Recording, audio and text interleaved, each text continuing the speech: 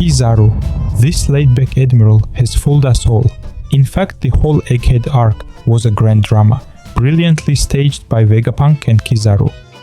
And 99% of readers got fooled. Let me explain what really happened and how the Straw Hats ruined it. Oda based all 5 admirals in One Piece on real-life Japanese actors: Aokiji, Kuzan, Yusaku Matsuda from the movie Detective Story, Kizaru Borsalino, Kunie Tanaka from the movie Truck Yaro, Akainu Sakazuki, Bunta Sugawara from the movie Yakuza films, Fujitora Isho, Shintaro Katsu from the movie Zatoichi, Ryokugyu Aramaki Green Bull, Yusaku Matsuda in his younger days from the movie Black Rain.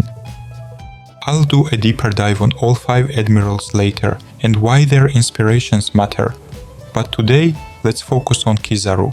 As I mentioned, he's based on Kunie Tanaka, specifically his role in the film Truck Yaro.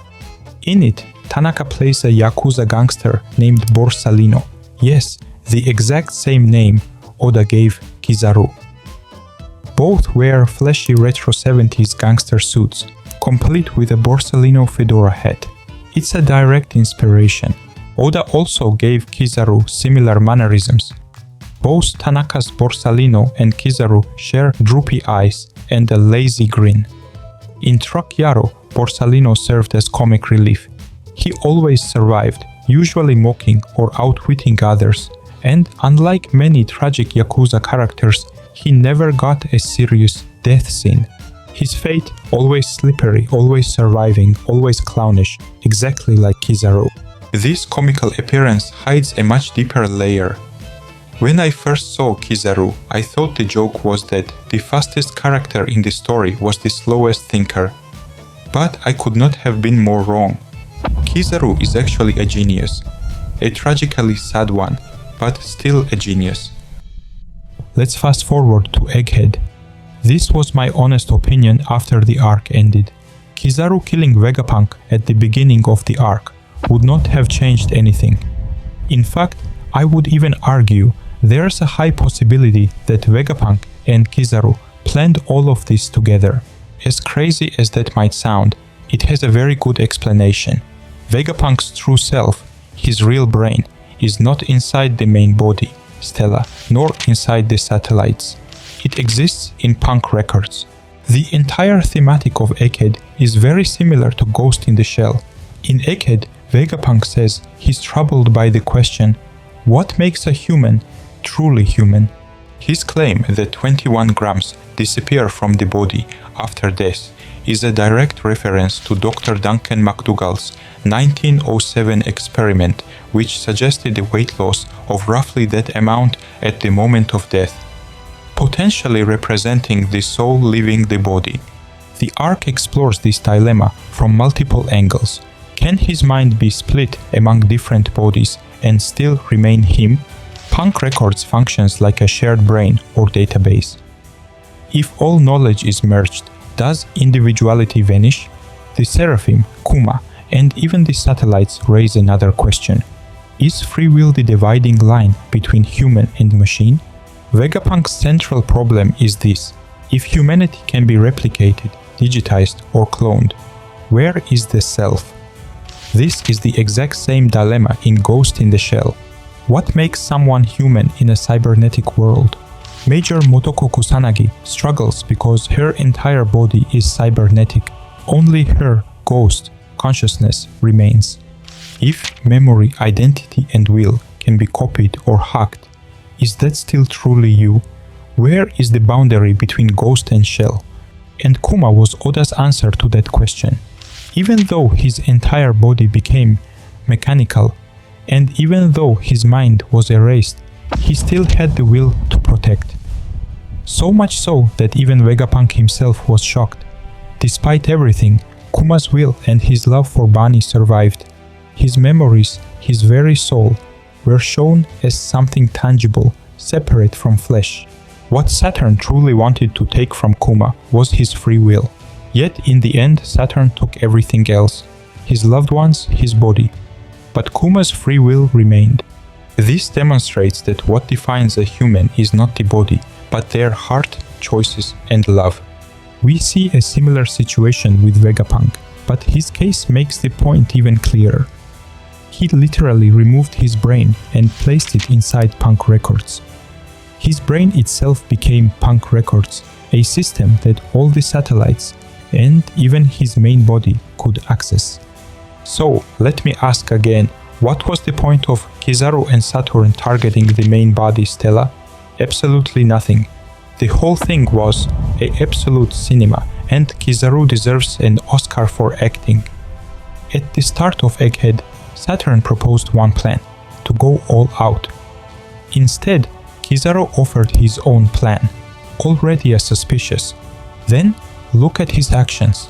He defeated Sentomaru, but inflicted no fatal wound, constantly asking him to surrender. Clearly, he had no intent to kill. When he teleported to Egghead, he carried a checklist and referred to Vegapunk as good friend Vegapunk to be eliminated. When Luffy asked him why he wanted to kill Vegapunk, Kizaru replied, "I don't want to."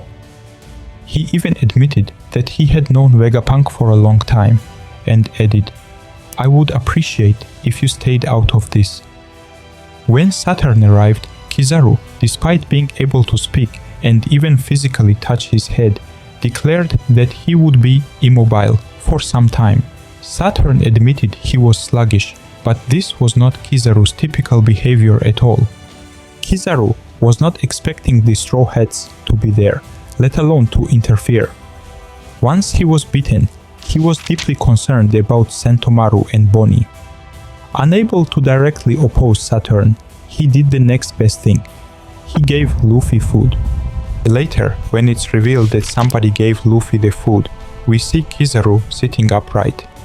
Even Oda admitted in an SBS that the person who gave Luffy the food was someone with the speed of light.